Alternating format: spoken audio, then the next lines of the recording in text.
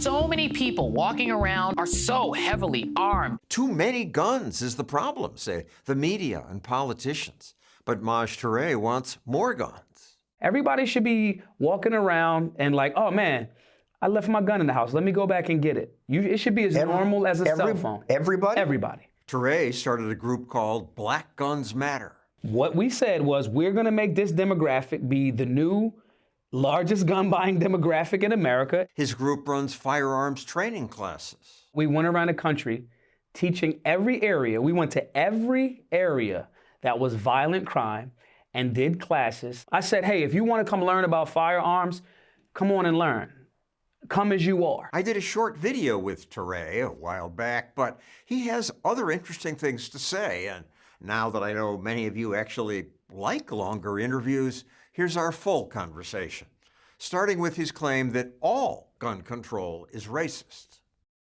Why is gun control racist? It was literally started to stop black people from having the means to defend themselves. The colonies in the 1600s had rules against blacks owning guns, it's a good specifically. Yeah, it's a good thing that America is rebel city. It's a good thing we don't like being told what human rights we have. Even though that contradiction was there, again, I'm American. You're not telling me any human rights that I don't have the right to defend. I'm an American. I go by the Constitution. It's not my rules, baby. Thomas Jefferson and the boys wrote this. Well, Virginia declared it illegal for free blacks to carry any firelock. All gun control is racist. That literally proves it. There was less lynching where blacks owned guns. Rapey McNapey, Hangy McNangy ain't doing it to black communities that's armed. All of the facts and the data are in favor of respect for the Second Amendment, especially in the black community. It's still racist now? Absolutely. Absolutely. Look at the outcome. Let's take the state of California, right? Big state, big economy, a lot of taxes, but big state, big economy. It's a state-issued license, right? A license to carry. If you live in Oakland, if you live in Compton, if you live in Los Angeles in General County, right? The chances of you getting a license to carry, even though the Second Amendment is clear, right, is very little. But if you live in Brentwood, if you live in Orange County, if you live in Beverly Hills, the issue rate for that license to carry goes up. Which one of those areas is more predominantly black and brown people, and which one of those areas are predominantly white folks? Now, this is not to disparage our white brothers and sisters at all. It's to showcase that even though we're not still saying you blacks can't have guns, right? Because some state constitutions literally amended their constitution to say every able-bodied white man can have a firearm. Looking at you, North Carolina, right? So this is just a highlight. There's a contradiction there. Black codes, slave codes. Now that it's a faux pas to say we don't want you blacks to have the gun now, the outcome is still the same. Who's arrested more for firearms possession? Black and brown folks. The outcome is still the same, even though the Second Amendment, which is the supreme law of the land, is very, very clear. The right of the people to keep and bear arms shall not be infringed. But this bigotry of low expectation to somehow think that black people, brown people, all people now at a certain point, don't have the means or shouldn't have the means, or government should be the only people with firearms, is just poppycock. It's false. It's not real. Especially when you factor in over 30 years of data that shows areas that have more safe and responsible gun owners, over the last 20 some odd years, as more licenses to carry have increased, there's been a decrease in violent crime. So the data's there, but the racism still exists. And I don't use that term racism loosely. Just because somebody's wearing a MAGA hat doesn't make them racist. That means you just don't like their hat or their politic.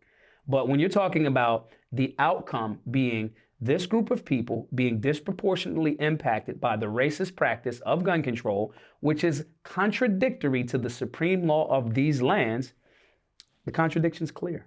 And the Supreme Court just ruled that you don't need a special license. So why are people being asked for licenses? Black Guns Matter is cited in that Supreme Court decision. But you haven't really won because people because they're still demanding licenses. It's continuing to get overturned. And it didn't say that's a step in the right direction. Because I think all of the licenses are the government selling you your rights back to you. That's what licenses are. Now, if someone wants to get a license, absolutely. We'll show you how to get it in your city, your state. You know, our classes, again, are voluntary funded. You can come learn for free. That's part of your training program. It's part of the training. But I'm also going to tell you that license is an infringement. It is, you know. In this story, the author of We Will Shoot Back. Great book. The history of armed resistance predates nonviolence.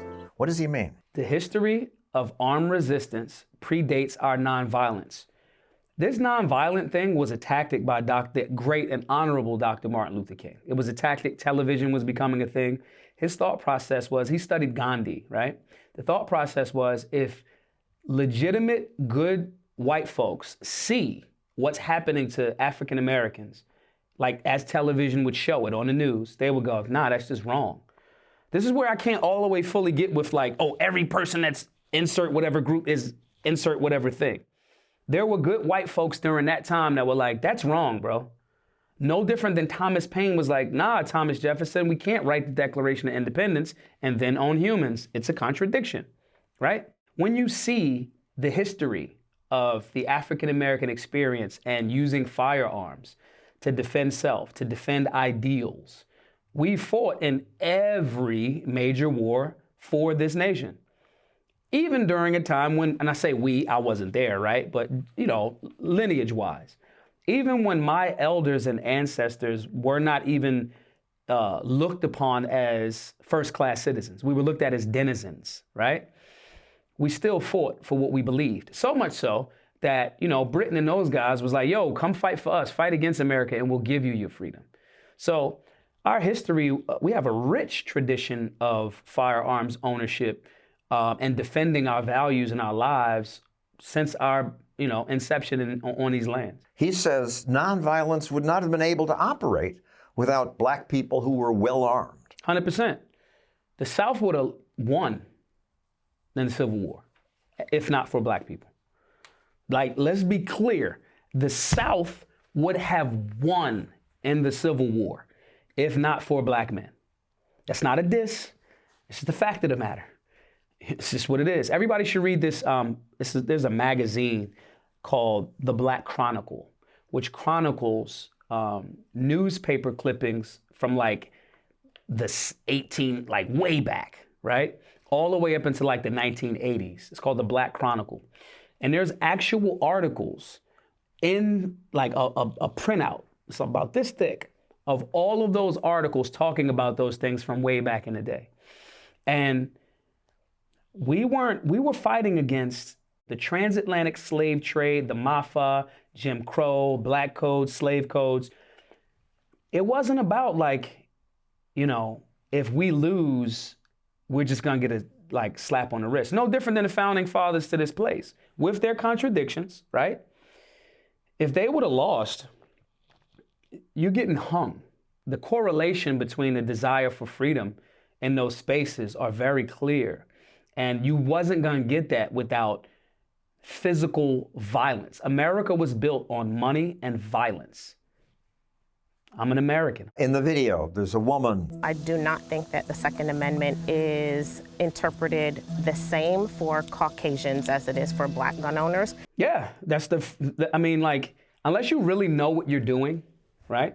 And that's why training is very important. And unless you start to understand and utilize the Second Amendment as is, as opposed to how mainstream narratives may try to package it.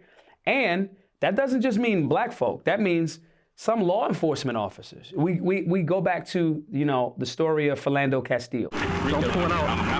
And that guy wasn't white. Officer or ex-officer Yanez wasn't a white dude. He was Hispanic.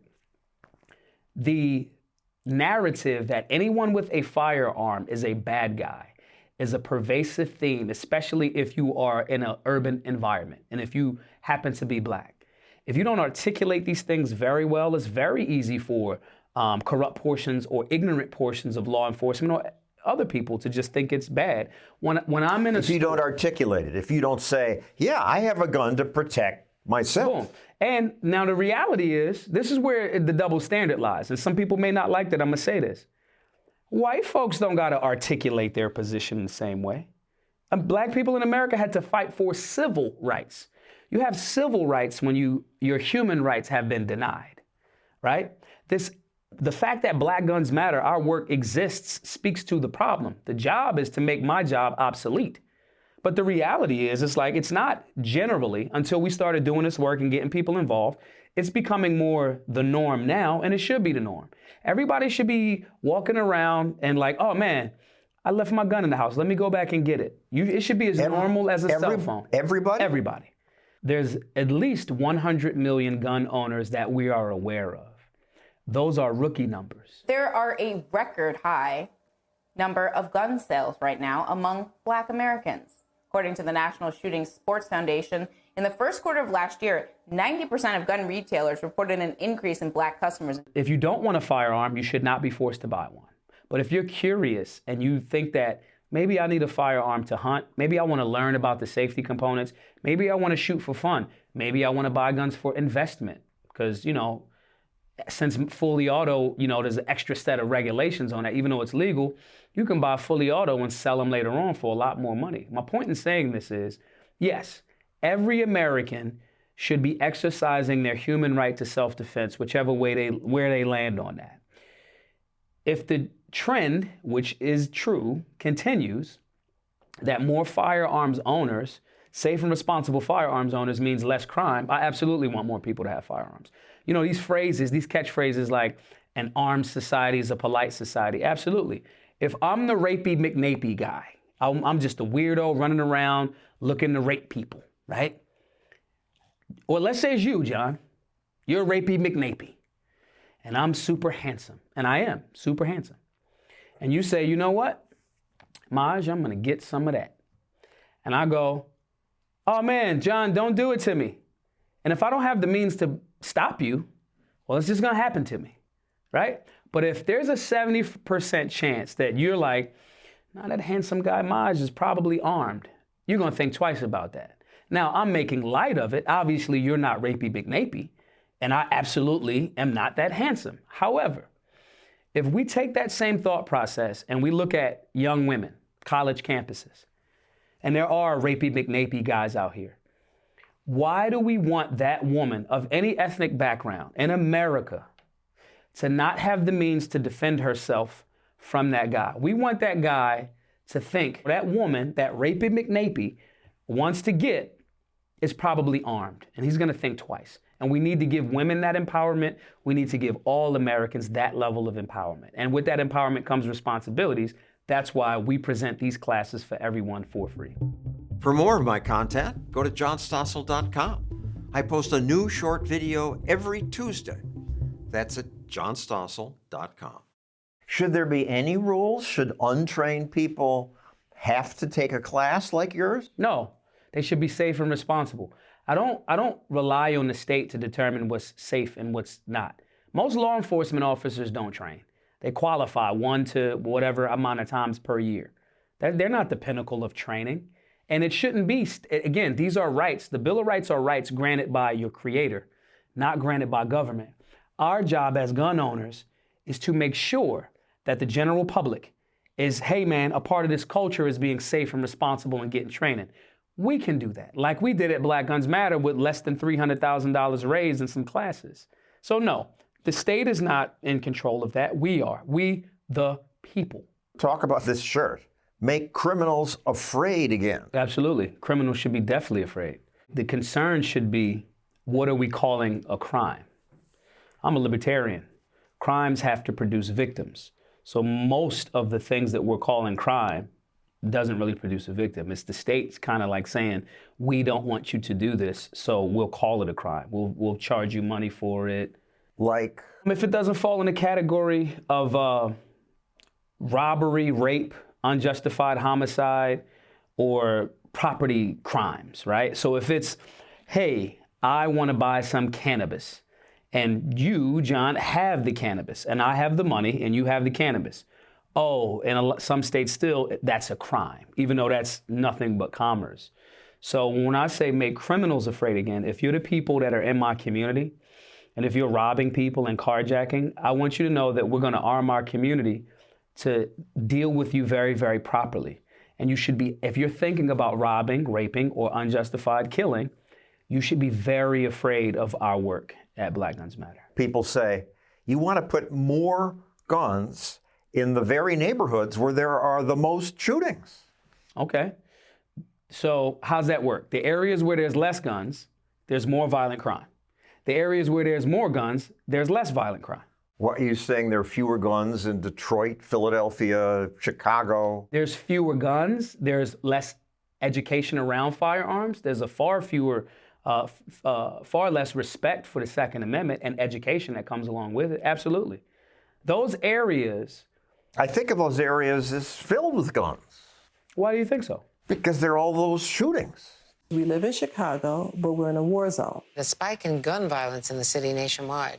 Crime up 38% overall in New York City. So if there's 1,000 bad guys, let's just take a number, 1,000, in the city of Philadelphia, which is 1.5, 1.6 million people, right, on average, right? 5th or 6th largest city in America. And those 1,000 bad guys are doing the vast majority of the crime. And that's in any community. Most Americans in any community aren't the bad guys. It's a small percentage of those guys. And if the district attorney gives them a revolving door, they're back out to do more of the bad stuff. Now, which is happening in Philadelphia. It's happening in Philly. Now, the report isn't this one bad guy did this 10 times. It's just 10 times this was done. So the context is missing a bit. So for someone like me, I'm not an advocate for being soft on actual crime. I'm saying we should have those 1,000 guys pay their debt to society and the estate of the people that they harmed. They should be rehabilitated in prison, not just we there to make stuff for companies. But when you look at it from that perspective, you see that it's a small percentage of bad guys doing this terrorism in a community, but it's getting reported as if it's all of these guns. Most gun owners, because the good guys with guns outnumber the bad guys with guns. The good guys with guns just aren't doing the crime, though. So where these data folks tend to use the stats to make it look as if more guns mean more crime, the great work by Dr. John Lott in his book, More Guns, Less Crime, exists. And so if they take the context out, they don't tell you it's, and again, I'm paraphrasing, they don't tell you it's the same 1,000 bad guys. It's way more gun owners, that's good guys that have it. They can paint that narrative for you. No different than when they don't tell you that 60% of the thing that they're calling gun violence is suicides. So they don't say that. 60% of what in America. Another reason for gun control, say the advocates. How could you stop that? You take away the guns, fewer people kill themselves with guns. How? Okay, so let's roll out how that looks. Let's go with, and we live in America, so I'm gonna be careful on how I go with other countries and how they do stuff. I live in America, bro. Wi-Fi here is plentiful. Can't say the same for every other country. With that being the case, let's look at Britain, London. Let's look at London. They take away guns. General public doesn't really have guns. What happens to their violent crime? Goes up. Now they're saying we need to end knife violence. Now there's a push to stop people from having knives. Oh, the knife violence is at an all-time high. Listen, evil will persist. The only thing that's going to stop evil are good, solid people strong enough to stop them or even deter them. So this theory, that violence will stop, I'll make a bet. I'll give away all of my firearms and I will be pro no more guns. As soon as the law enforcement say, you know what? We think guns are bad and guns are going to create more crime. So we as law enforcement we're just not going to use firearms for a week. Well, law enforcement is different. They're trained and they're No, they're not. Officers of the state meant to protect us. The state has killed more humans than anything in world history, the government. We don't even got to get out of like Mao, Hitler, and like communism to even look at how many millions of humans, hundreds of millions of humans were murdered by the state. And the state is the people that should be the only ones that have guns. Kenny, our mayor in Philadelphia, said some goofiness like that a few months ago. I was in Canada 2 weeks ago, never thought about a gun. The only people I knew had guns up in Canada were police officers, and that's the way it should be here. He is the mayor of the birthplace of America saying that. And if people feel that way, this is gonna sound really racist, right? But it's okay, because I'm black, so I get to say it, right? Yeah. Here's the thing. If you don't like gun ownership, if you don't like that we as Americans have the ability to say, we want to defend ourselves from all enemies, foreign and domestic, and that includes government, as the founders wrote. If you don't like that, Canada's right up the street, bro. I hear their bacon is delicious. I hear Drake makes great albums. There's a plethora of other countries that you can go to, and you can leave the Americans to have to deal with this firearm thing. You can literally not deal with it. If you want to go, if you think that things are so horrible, if you want to go to China and deal with the CCP, you are welcome to do that. The beauty of America, right? And again, this is not an attack on the people of these other nations. We are all humans. But those governments are not there to serve the people. And if you think that socialism and you want to shoot over to Venezuela or wherever, you are free to do so. The Americans are going to deal with the American problems. And we are consistently going to push back against these narratives that are like easily proven to be incorrect. 60% of gun-related deaths are suicides. What we address is what's making those people, that 60% of so-called gun violence, what's making them feel so stressed out and depressed that they don't want to be here anymore. Maybe it's all of the meds that we're sponsored by Pfizer. Maybe it's the psychotropic meds that they're shoveling down children's throats. And as the time that they're teenagers, now they just want the pain to stop. But we can't have that conversation because now we impacting the money. It's easy to just blame the firearm while making Americans unarmed, so the state, being the only entities with the firearms, can have complete control. No, it will not happen, not on my watch. You're saying that those people would have killed themselves some other way. Absolutely. If they didn't have a gun. Yeah, they picked the firearm because the firearm actually works. And I say this with empathy, not a diss to anyone that's lost a loved one. They want the pain to stop fast. Firearms are fast. They want it to stop. Whatever pain and turmoil that they are experiencing, they want it to stop. So they use something that works. Firearms work. We need to approach that community, these young people, right? And make them be a part of this American experience. Get outside, get some sunlight, things of that nature. You know what I mean? More guns may lead to less crime, but they'll also lead to more accidental shootings. What makes you think? Because there are a lot of gun accidents. Kids get to their parents' guns. Thousands of people are accidentally killed by guns. Do you know what I want those people, the parents in those spaces, to do? If this is where I, as a gun owner, I keep no quarter for negligence. There's no such thing as an accident when it comes to firearms ownership. There's 4 fundamental basic rules of firearm safety. Even if you don't want to purchase a gun, you should be aware and you should be teaching your children about firearm safety. But if there are more guns, there will be more accidents. You can't definitively say that. That's only under the assumption that those more gun owners, if we're failing, which we are not, at getting people to train and be safe and responsible gun owners, that's under the assumption that those gun owners aren't getting training. And the trend for the last 38, 39 months going on is not that. They're getting firearms and they're becoming trained without government intervention, without the state saying, you gotta do this. The culture, as Andrew Breitbart said, politics are downstream from culture. Black Guns Matter is changing the culture. If you don't get informed, don't get knowledge about firearms ownership, and there is a negligent discharge, which means you have to break 2 of the 4 firearms rules for that to happen, right? And one of your children hurts themselves, I want you as the adult to be held accountable. I am not soft on that type of stuff at all. I am for accountability. No different than in my community. If you use a firearm not for personal protection and defense, if you're not defending yourself from the bad guy, and you are the bad guy with a firearm, I want you to have your day in court. I want you to have a jury of your peers, and we're going to get you locked up. I am not soft on actual crime. Why'd you start Black Guns Matter? The Black Lives Matter movement. Everybody's Black Lives Matter, Black Lives Matter, Black Lives Matter, except when it's time for black people to defend their lives. Seeing the highly organized phenomenon that gun control is, and seeing its concentration primarily in black neighborhoods. Not because black people got a genetic predisposition to kill people. No, crime is proximity. We saw that you guys are lying to the people. You're telling this group of people, no, that's not for you. And nowhere in the Second Amendment does it say, or the Constitution, or the Bill of Rights, does it say anything about race. It's not in there. And even if it was, you guys also said in the Bill of Rights, government does not grant or take away these rights. So for me, it was more about informing. Black Guns Matter is about education and informing people.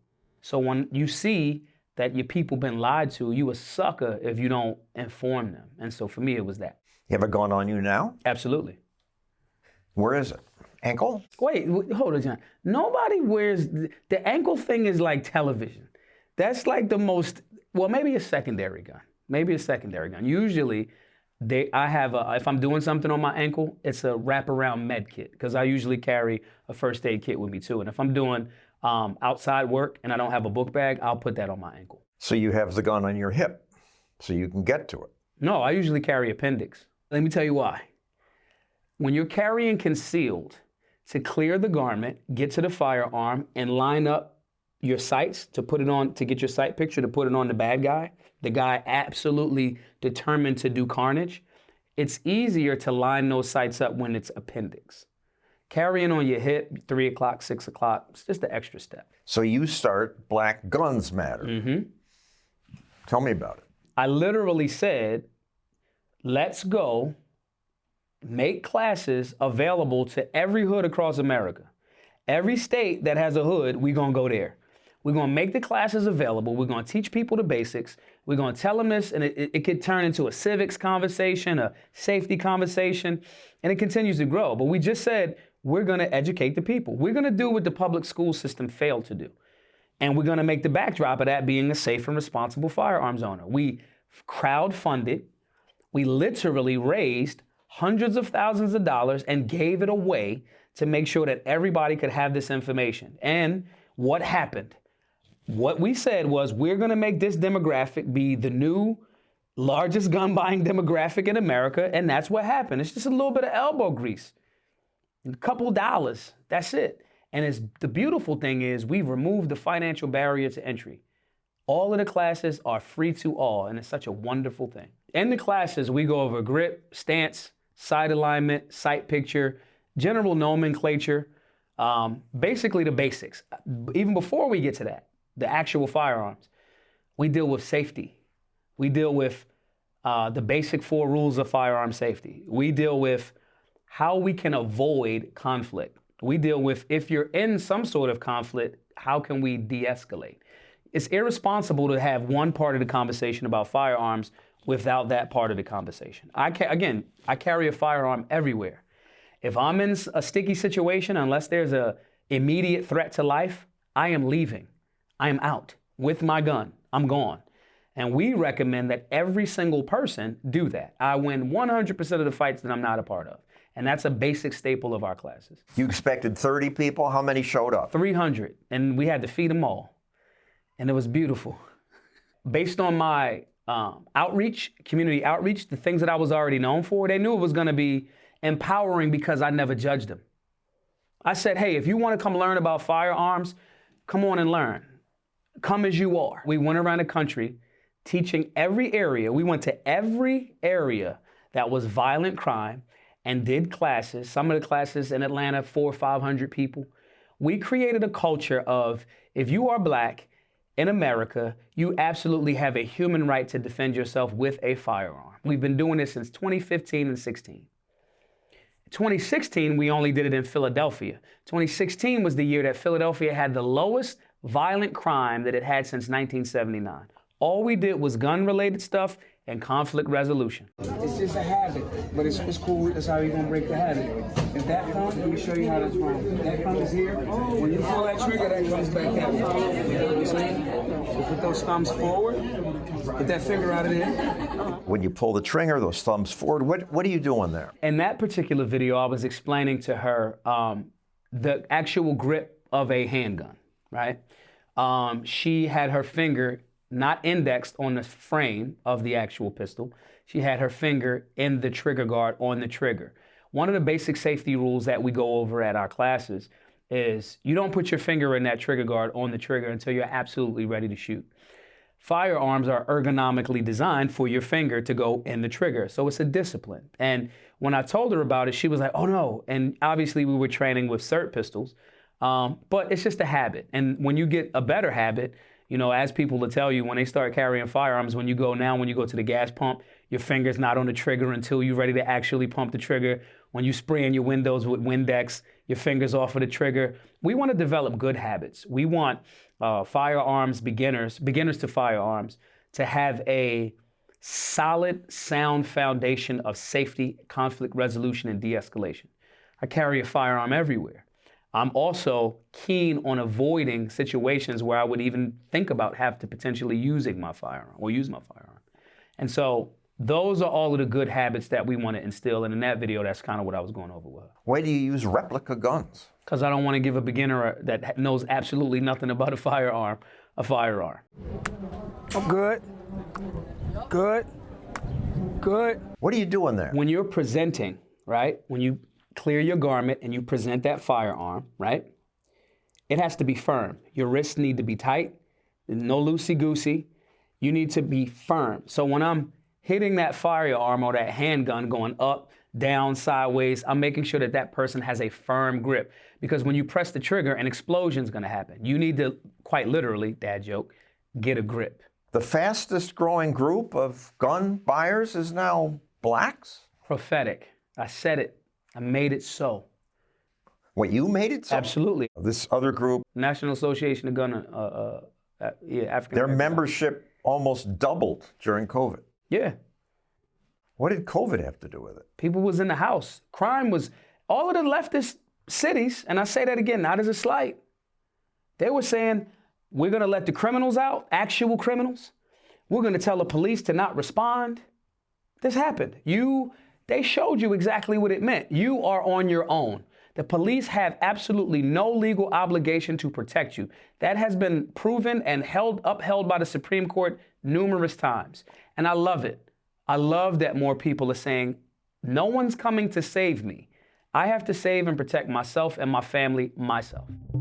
For more of my content, go to johnstossel.com. I post a new short video every Tuesday. That's at johnstossel.com.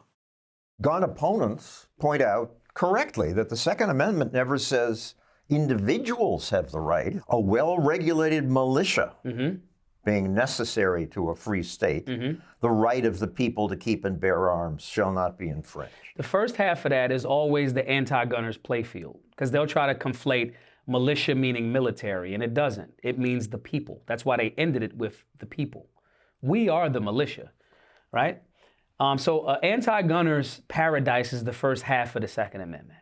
They'll go, oh, it needs to be well-regulated. Well-regulated means in working order. If your house is well-regulated, you guys have a schedule, you eat at a certain time. That does not mean that the government shows up and goes, hey, now you guys got to watch The House of Dragons at 9 o'clock. That's not what that means. It means in working order. What they ignore if you're an anti-gunner is the second half of that. The right of the people, the Constitution starts with we, the people, the right of the people to keep and bear arms, keep, hold them, and bear, carry, mean walk around with them, shall not be infringed. That's very clear. People will attempt to convolute that to strengthen their argument, but it can't be. The LA City Council unanimously approved a ban of so-called ghost guns, which are virtually untraceable. Comes in this package. You can see the picture down here maybe. This is the gun. It's not hard to put together. A little drill, hand drill at home. Doesn't take very long. Anyone can order it. Joe Biden being upset about what the Supreme Court has just ruled, that unserialized firearms do not violate the Constitution, him being upset about that speaks to his disrespect for the American people having the means to defend themselves. If everyone has access to a butter knife, I could get a butter knife and stab somebody's eyes out with it. Butter knives are everywhere. They're at the cafeteria, they're at that fancy restaurant, they're in Chick-fil-A. To say, well, these type of butter knives are assault knives. These type of butter knives need different regulation. Simply because someone could do the wrong thing with the right tool, it would sound silly. To everyone that's listening to it, it sounds silly. It's the same thing with a firearm. People go, oh, it's 22s, 40 calibers, this, that. It's a bullet. If we are not respectful of this tool and use it improperly, we could harm ourselves or others. Adding all of this fear-mongering on top of a fundamental human right, right? We're actually keeping Joe Biden and this current administration, meaning gun owners, we're keeping them safe. They're playing around with nuclear war. One of the reasons why America has not been invaded is because they know we about that action. Our respect for firearms and freedom and not wanting to be bothered or bother other people is why we haven't invaded Canada and Mexico. They're weaker than us. We have more guns than them. We've respected their space. If gun owners, over 100 million in America, were the problem, you'd know it, because our opposition would not exist. They wouldn't be here. Gun owners aren't the problem. Biden being afraid about unserialized, no, that's not the problem. Ghost guns aren't the problem. There's not a massive amount of mass shootings or any type of shooting done with ghost guns, so-called ghost guns. The reason why they're afraid of them is because they can't track them. You guys worried about what us as gun owners are doing and where our guns are is because I would contend that you plan on doing things or have already been doing things that you know we probably should shoot you for. Banning concealed carry guns in so-called sensitive places. That includes Times Square. The city posting temporary signs. There you see them putting it up. The crossroads of the world, a gun-free zone. They're banning in so sensitive areas. In 1990, now President Joe Biden crafted the legislation that became what's known as gun-free zones. It became a law, a federal situation, in 1991 under the Clinton administration. Since then, 1991, 90% of mass shootings are in gun-free zones. Machine guns should be legal too? Machine guns are legal. And they should be? Yes. What, you don't need a machine gun for self-defense? Well, how many people are there? Where are you? And why is it about the owning of the machine gun? What if you just want to do it because you want to have a good time shooting? Having fun on a safe and controlled environment. What about a bazooka? They're illegal. Should they be? Absolutely. What's the difference? Why does the government get to have something that the people don't? What would the government be trying to do that they think they should have something that the people shouldn't? How about a nuclear weapon? I'm not interested in them. I personally don't believe the state or the government is made up of humans, right? They're made up of humans. I personally don't believe that one set of humans is more deserving or worthy or special than another set of humans. So until you start showing me the government guys that are perfect in their judgment and completely non-biased and super safe and perfect and got an extra set of brain that makes them smarter, more intelligent, and they can see the future. Until you start seeing that, no, anything that the state should have, so will I. Why are you a libertarian? I think most Americans actually are. I don't think so. I get a lot of pushback. Okay, what's the pushback? In theory, we don't care about other people. That we won't take care of the needy. That we won't defend America. I disagree. I think that most Americans, when you explain it to them thoroughly that way, if you ask most Americans, hey, do you think that the needy should get some assistance here and there? Maybe even if you say individually or from the private sector or voluntarily. Most Americans will be like, yeah, you will have some people that say, we're here to give you a hand up short term if you need it, but we're not here to give you a handout just because you're being lazy. But I think that most Americans fall in that section. They won't say, hell no, we don't want to help. I think that mainstream narratives and a horrible public school education will make you not understand that what liberty actually is. You know, when we start telling people in my community about Patrick Henry or George Mason or Thomas Paine or Malcolm X or Benjamin Franklin or Harriet Tubman, very few people, when they have an understanding of what those great men and women did and do, you know, even current, you know, alive people, most people are in alignment with that. If you ask most Americans and say, hey, do you want more limited government? Do you want to keep more of your money? And should the general theme be don't hurt people, don't take their stuff? You're going to be hard pressed to get most Americans to say, nah, give me more government. So they just don't understand the concept because mainstream media doesn't push that narrative. Harriet Tubman was packing most of the time. Yeah, she needed to be. Like, so let's go back to why she needed to be though, right? The state involved itself and said, slavery is okay. That's the biggest stain on our flag, right? The state was responsible for sanctioning that. If it wasn't for strong women like Harriet Tubman, liberty-minded, saying, nah, this is not cool, it's not okay, it's a contradiction of the founding fathers, what they wrote down, not what they all did, but what they wrote down, she wouldn't have had the bravery to oppose that during a time when, you know, an opposition meant death. And more people should think about that right now. We tend to think, because this was the past, that there's still not an assault on our liberties and or freedoms. And it is. I don't think that the activists promoting her to be on the $20 bill would be happy to hear that she was packing. Well, it depends on what activist you're asking. If you're asking me, I have a whole jacket with $20 bills with Harriet Tubman on them, right?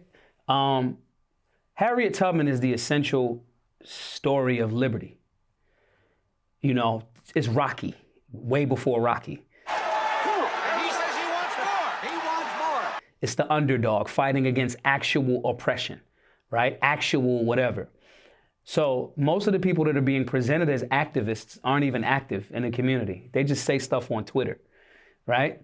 But if you ask people doing community work, if you ask the guys down in Miami, Green Haven Farms that are growing food and giving it away to the people of Miami in the, not South Beach, the rough part of Miami, they'll absolutely, because that's activism, health, right? They'll absolutely understand and be happy that Harriet Tubman had, carried a firearm everywhere she went. Conservatives say libertarians don't want to spend enough in the military, that we don't want to defend America. That's false. And those people aren't conservatives, they're bootlickers. Generally. Most conservatives, and I want to be clear on how I say this, right? Because a lot of my friends and family, left or right, are liberals or conservatives. We're all Americans, we're all humans, right? I am critiquing some of the actions of far fewer so-called conservatives, right? You'll say you're a conservative and then ask for more police presence, i.e., more government. That is not a conservative value. It's just not. You'll say you're conservative, but be in alignment with reckless government spending. That is not conservative. And it never has been. So the definition of these things is something that we have to reevaluate. Most people don't even know what an etymological dictionary is. They don't study the etymology of words. Even the co-opting of terms. Classic liberals were freedom dudes, right? So those conservatives don't know what that would say don't know what conservatism actually is yet. They say it's having a strong defense and a strong military. So do libertarians. Libertarians believe in firearms. Libertarians believe we should have strong defense to defend ourselves from enemies, foreign and domestic. But libertarians said we should have gotten out of Afghanistan a long time ago. We should have never been there in the first place. Where were the weapons of mass destruction? Bush lied. Listen, I love the job that public servants have to do. Some of them are dishonest about it. There were no weapons of mass destruction. That's not even like a conspiracy theory at this point, So they made a mistake, but it's better to be strong and not lie. They didn't make a mistake. They lied. They didn't know. I don't think they knew. You got to be trolling me right now. You're absolutely They absolutely knew. Rumsfeld, you know, Dick Cheney and the boys, they knew. They knew. Why do you call the media the most effective devil in America? They are. If you guys don't like this interview right now, you could edit me and make me the music that you'll choose, the color schemes. You can edit me to look any type of way. And we're doing bad things these days, the media? Generally, absolutely. Don't trust the media or colleges, says Toure. He proudly says he's self-educated. I'm absolutely a high school dropout. The greatest men and women, like when you think about it, right? There's a difference between well-read, well-studied, and like well so-called educated, right? When you talk about the founders to this place, these dudes were like bakers and like blacksmiths. Benjamin Franklin was a multi-level genius. He didn't have a degree. Like, you know what I'm saying? Like, and I'm not saying that like they can't have a degree. I'm just saying like the things that build empires aren't generally like your liberal arts degree. I'm not knocking it. Like, you know, somebody's got to be the barista. Like, I'm not tripping. I'm just saying that like this industry is built by strength. And like, do you know how to weld? Do you know how to grow food? Do you know how to sew? Do you know how to like make bullets? You know, so that type of information comes without necessarily a collegiate background, right?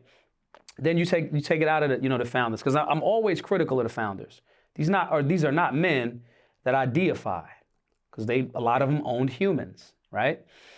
They're just men. Like I do, man. I've been at the strip club, and some people would feel like that's like, oh, you're so righteous. Why were you like throwing money at women, right? They could, and I understand that. So no need to deify anyone. Just be objective, right? So when we take it out of the founders, we go to guys like one of my favorite heroes, Malcolm X. What high school he was out, but he kept evolving and being honest right in front of our face, right? When he was incarcerated, Malcolm X famously read and studied the entire dictionary.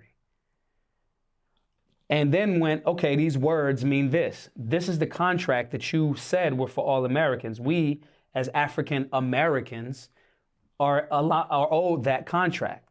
And if you're trying to trick my people, I'm going to call you on it. And he kept evolving, to the point where he was attempting to take the United States government, the state, not the people, attempting to take the United States government to court, in international court, for their unfair and racist practices towards African Americans. No, high school dropout. So, yeah, I'm a high school dropout. I love the fact that I was not indoctrinated that way. What college did Bill Gates graduate from? None. He left. He made so much money by not being cemented into one way of thinking, being an actual free thinker. He made so much money and changed the world so rapidly that this school was like, dude, just come back and get an honorary degree. Outside of the box. We have to stop, like, American is not boxing. Like, it's not this boxed way of thinking. We're allowing it to make us this way because we just go, oh, Department of Education says I have to get in debt for $200,000. Now I'm in debt again. And you've made no significant addition to this place.